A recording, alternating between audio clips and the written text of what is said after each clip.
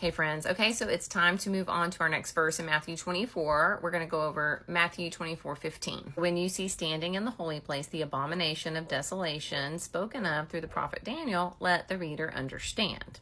Here Jesus warns us of something dark coming. He called it the abomination of desolation. This is when the holy is defiled and when the sacred is desecrated. This is a reference to the prophecies in Daniel regarding the coming of the Antichrist. This is the moment of ultimate betrayal.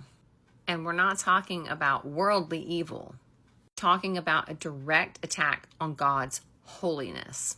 It's definitely a moment we can't ignore, but we're definitely not without hope. Again, Jesus is referring back to the prophet Daniel, specifically Daniel 9:27, 11 verse 31, and also chapter 12 verse 11. This particular prophecy was partially revealed in 167 BC when Syrian leader Antiochus Epiphanes, he goes on all these conquests and ends up persecuting the people of Judea and Samaria, and you had the rebellion of the Jewish Maccabees, and there's just like all this stuff historically going on. Well, what he did that partially fulfilled this prophecy was the desecration as far as sacrificing pigs.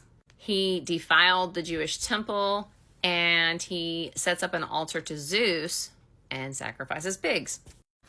Even though that prophecy was partially fulfilled, Jesus is also speaking, though, of a future time when the Antichrist will rise, when the utmost defilement will happen.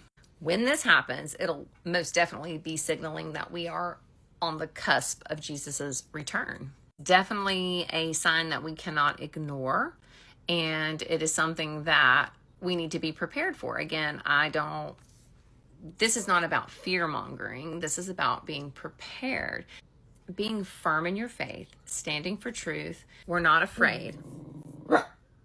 We're prepared. Somebody's outside shooting a pellet gun or something. What's up, Junior? Let this be a reminder to stay firm in your faith. Stay strong. We know how the story ends.